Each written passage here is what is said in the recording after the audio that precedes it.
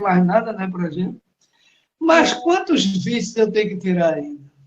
Será que minha jornada termina agora? Então, os motivos de resignação são justos, para que todos nós possamos levar uma conduta, suavizar nossa dor, passar pelas dificuldades com a cabeça erguida, fazer força para colocar na cabeça o objetivo da reencarnação, o objetivo que nós estamos aqui passando, que é rápido. Uma encarnação de 70, 80 anos é um dia de trabalho, meus irmãos, no mundo espiritual.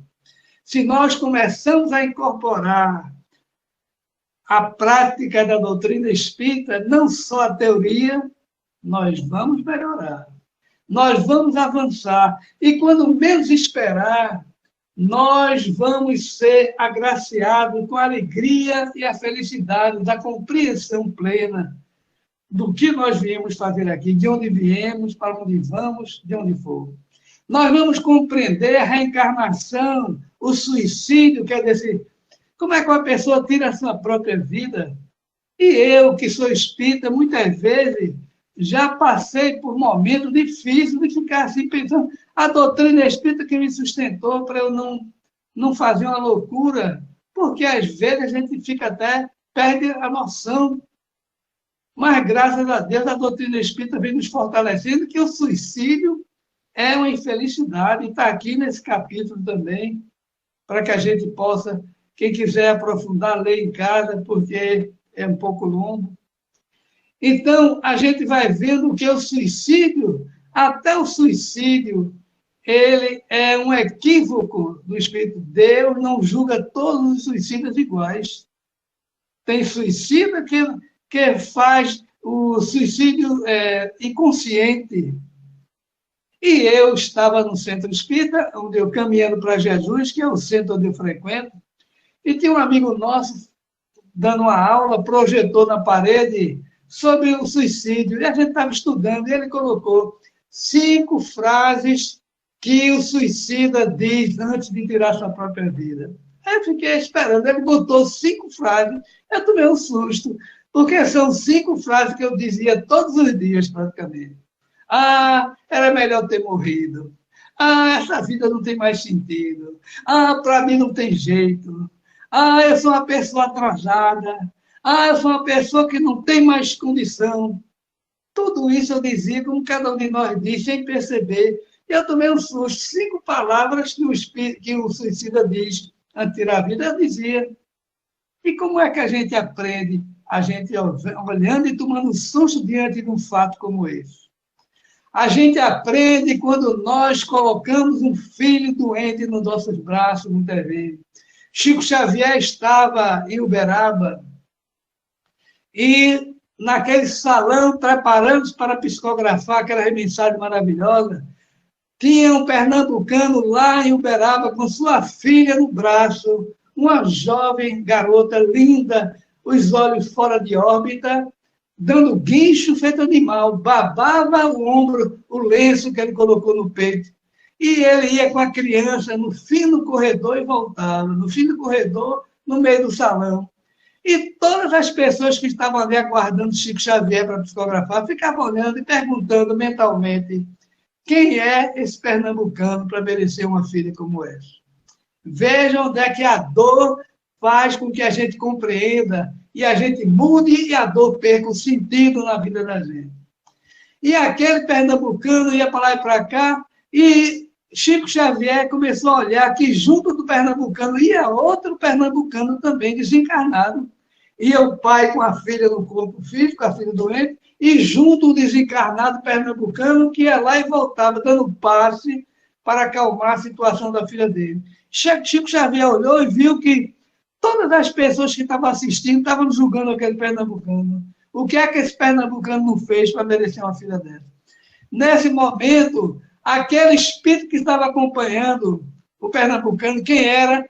José Júlio da Silva Ramos, um poeta que nasceu aqui em Olinda, nossa cidade vizinha aqui. Nasceu e ali ele disse para a jovem dele, a noiva dele, que ele ia viajar, disse,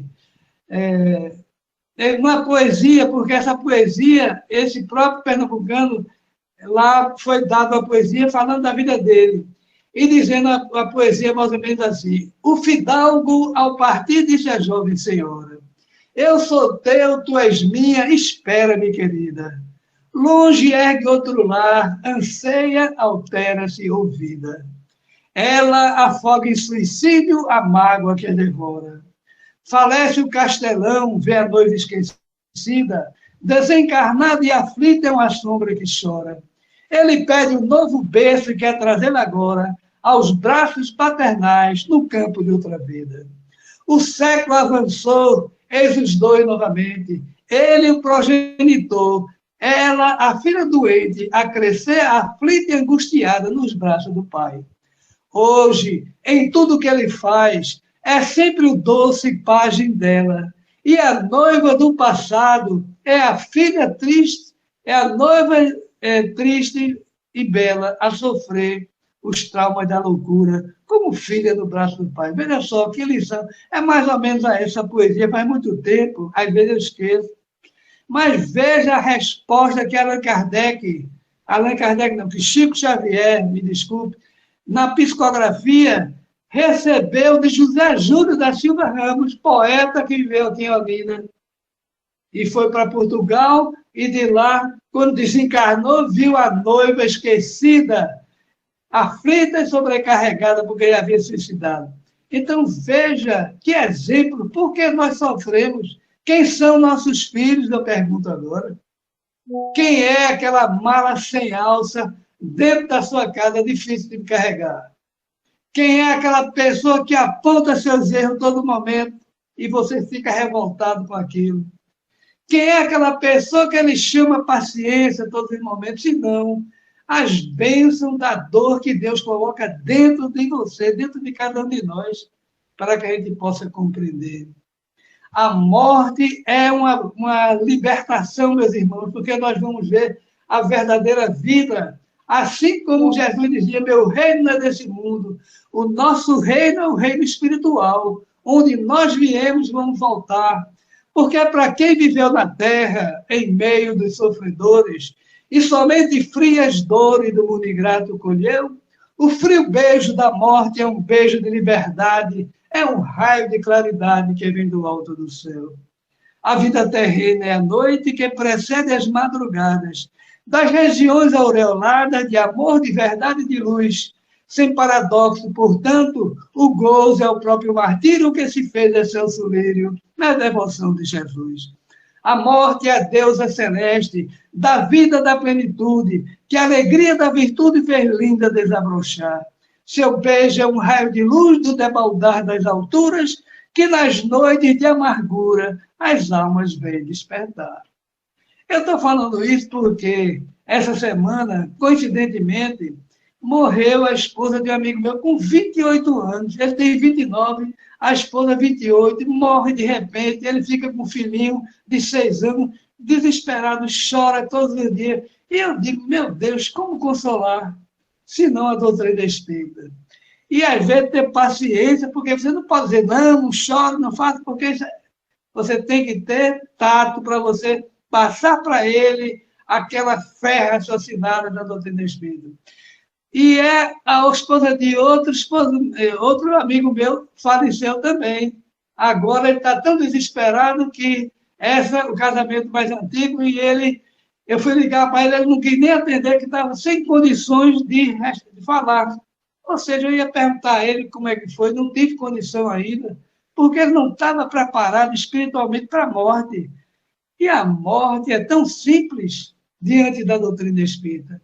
A morte é uma bênção de Deus, mas saber morrer é mais importante do que a morte, porque quando nós compreendemos que morrer é apenas voltar para a nossa casa espiritual, a gente começa a ter atitude diferente, o medo da morte. E eu cansava de assistir palestra de espírito, o palestrante perguntava, quem é que tem medo de morrer? Levanta a mão aí. Eu não levantava a minha mão de jeito nenhum nas assembleias que eu assistia, porque eu tinha certeza que eu não tinha medo de morrer. Em 2009, eu sofri 2 infartos. um em novembro, outro em dezembro de 2009. Veja só, 2 vezes na UTI. Nessa época eu tinha um plano de saúde bom, fui para a UTI urgente, o infarto ali, mas ali eu vi do meu lado morrer um, do outro lado morrer outro, amanhã eu da frente, e eu comecei a ficar com medo naquele ar-condicionado, ali naquela UTI, longe dos meus parentes. Meu Deus, eu vou morrer, eu vou morrer. Aí foi que eu vi que eu tenho medo, é muito medo, não é pouco não. Porque quando entrava aquela maca, o camburão, para levar alguém ali, massagem no coração, eu via, aí levava mais um. Eu disse, meu Deus, quando essa maca entrar vai ser para mim, porque as máquinas apitavam, a minha pressão subia, baixava, e eu ali estava, por 2 vezes na UTI. E agora, meus irmãos, a dor, o medo de morrer, abriu meus olhos, e eu vejo que não é só o medo, não, o instinto de defesa que eu tenho, como cada um de nós tem também. Portanto, agora, quando eu estou numa palestra espírita, alguém pergunta, quem tem medo de morrer, levante a mão. Eu levanto até as pernas, porque medo de morrer mais do que eu, ninguém tem, não. Mas não é esse medo desequilibrado, é o medo natural de perder a bênção da reencarnação, as oportunidades, porque é aqui onde nós mudamos. Porque ninguém vai chegar do mundo espiritual e dar um salto quântico como nós estivemos aqui no corpo. Porque é na prática do amor, da caridade que a gente pode avançar e ser pessoas felizes. Porque os Espíritos do Senhor, que são as virtudes dos céus, como um grande exército que se movimenta, desde que dele recebeu o comando, espalham-se sobre toda a superfície da terra. Semelhante a estrelas cadentes, vem iluminar os caminhos e abrir os olhos aos cegos. Em verdade, vos digo, são chegados os tempos em que todas as coisas deverão ser restituídas em seu sentido verdadeiro, para dissipar as trevas, confundir os orgulhosos e glorificar os justos. As grandes vozes do céu ressoam como som de trombetas, e nesse instante um coro de anjos aqui se reúne e nos convidam. Irmãos, que vossas mãos peguem a lira, que vossas vozes se unam, e num coro divino derrame vibrações de amor por todos os pontos do universo. Irmãos que amamos, estamos junto de vós, amai-vos também uns aos outros, e fazei a vontade de Deus que está no céu, e dizei do fundo de vossos corações, Senhor, Senhor, e seremos dignos do reino do céu. Essa mensagem que está na abertura do Evangelho segundo o Espiritismo, é a mensagem que abre, Allan Kardec coloca, prelúdio. Leiam, meus irmãos, é Jesus que vem dessa mensagem, os Espíritos do Senhor, que são as virtudes do céu, como um grande exército que se movimenta. E todos nós estamos nesse momento, graças a Deus, escolhemos antes de reencarnar, para aqui sermos espíritas. Espírita fajuto, muitas vezes, espírita pequenos, espírito cheio de defeitos, mas certo que um dia nós podemos dizer, eu sou espírita e sou verdadeiro naquilo que faço, sou verdadeiro nas minhas intenções e no amor e na misericórdia de Deus para melhorar os meus atos. Então, meus irmãos, muito obrigado por essa oportunidade. Desculpe eu ter falado tanto, não ter deixado nenhum espaço para vocês. Eu acho que ainda tem aqui, eu tenho 10 minutos, vocês fiquem à vontade para quem quiser falar, acrescentar mais coisas sobre o tema, não tem problema. Ou se puder responder alguma coisa, se eu não souber, da próxima vez eu respondo. Muita paz e um abraço fraterno de todos que fazem a causa caminhando para Jesus. Muito obrigado. Nós que agradecemos pela mensagem. E assim o mestre sempre está dando retorno.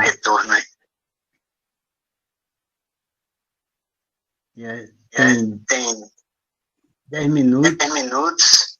Ele já fazer alguma pergunta. 10 minutos.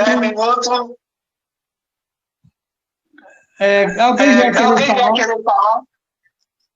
Isso aí, Alberto. Tauá, nós agradecemos muito essa reflexão que você nos trouxe, mostrando um pouco da história, né, do Espiritismo. Fato esse que a gente já estava até um pouco esquecido, né? Mas você nos relembrou esse fato como surgiu o Espiritismo, né? Muito linda, muito oportuna. Mas a pergunta que eu quero fazer a você é o seguinte, né? Às vezes a gente passa por situações que vai perdendo a fé, a esperança, se torna uma pessoa pessimista, e aí vai morrendo de uma maneira lenta e progressiva, né? E você falou do suicídio, né? Qual é o recado que você daria, né, para nós espíritas e para os que não são espíritas, né? Diante desse desafio, né? Que é, muitas vezes, o suicídio. E tem várias maneiras da gente ir se matando, né? Qual a mensagem que você deixaria para a gente? A mensagem da doutrina espírita, a mensagem espetacular, porque para que melhor do que as reuniões mediúnicas que nós assistimos e o depoimento de quantos suicidas vêm nos narrar o sofrimento. Por isso que nós começamos a mudar, porque o próprio sofrimento que nós passamos já é o remédio. Esse desânimo, tudo isso já é o conta-gotas da dor todos os dias. Mas a felicidade da doutrina espírita é justamente o depoimento daqueles que passaram pelo suicídio. Então, quem quiser céu e inferno, pega essa obra de Allan Kardec e vai ver. Quem quiser ter dúvida o que vai acontecer depois que desencarna, o sentido, nós vamos ver lá. Quem tiver dúvida daquele espírito mediano que não quer se suicidar, mas só vai ter lá vários depoimentos, literalmente falando a experiência, não tem coisa melhor do que a experiência. Então, eu não tenho nada para acrescentar, porque a doutrina espírita nos ensina maravilhosamente. O que é que eu faço diante do suicídio? É a gente ver as experiências, justamente que a gente, nas obras espíritas, daqueles suicidas que sofreram. E a gente começa assim, até aquela fé mais tranquila, a gente sabe que aquilo vai passar, que a gente não pode piorar a nossa situação, porque o suicida já passou por vários suicídios no passado. Todos nós sabemos disso. Quem é de nós que não se suicidou? Pode ter certeza que todos nós já nos suicidamos. E a gente vai dormir à noite, hoje, por exemplo, pode ser, quem tiver com tendência de suicídio, os espíritos do nosso guia nos levam e mostram o que nós já fizemos. Durante o sono, não precisa morrer, não. A gente de noite, às vezes, acorda com aquela angústia tudinho, porque houve um aprendizado. E a gente começa, aquele desânimo vai passando e a gente melhora. É isso que a doutrina espírita nos orienta, eu acredito. Quem quiser falar mais alguma coisa, está aberto.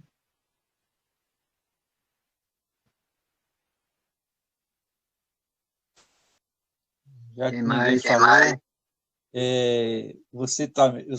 você falou uma coisa que é verdade, né? O Céu e o Inferno é um livro que, quando eu li, me impactou muito, porque eu era bem novo, eu tinha uns 16 anos, e isso me auxiliou muito no entendimento sobre a morte. E outro livro também que me impressionou e me marcou muito foi Memórias de um Suicida. Depois que eu li esse livro, ele me alertou, né? E alerta todos aqueles que leem, porque nos traz uma realidade, como você bem falou, com bem propriedade, né? Essa questão do futuro daqueles que tiram a própria vida, né? Então, esses dois livros são maravilhosos para a gente ler sempre. O livro do Céu e Inferno é bom para o estudo, e você deu a gente uma dica primordial. Muito obrigado, Tauá. De nada, amigo. E a gente vê que o suicídio agora Nunca houve tanto suicídio. A cada 4 segundos, uma pessoa tira a vida. Veja só, com toda a doutrina espírita, com todo o conhecimento, são chegados tempos, foi anunciado em obras póstumas, tudo isso que nós estamos vivendo. Porque o mundo piorou? Não, porque todos vieram agora, a oportunidade de todos. Mas aqueles que não avançar, voltam para mundos de provas e expiações. E aqueles que passarem, vai ter o mundo de regeneração que nos aguarda. É isso aí que eu compreendo na doutrina espírita.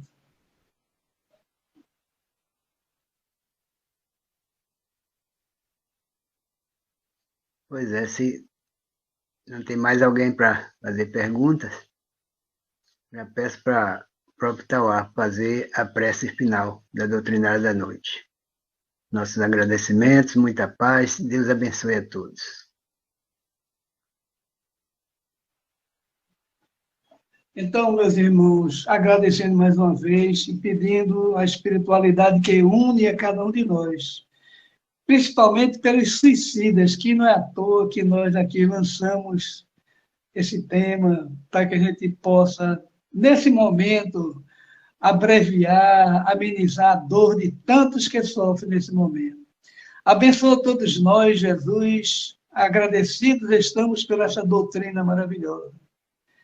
Agradecemos pela oportunidade de vida que nós temos, pela dor, pela dificuldade, pelo aprendizado no sofrimento.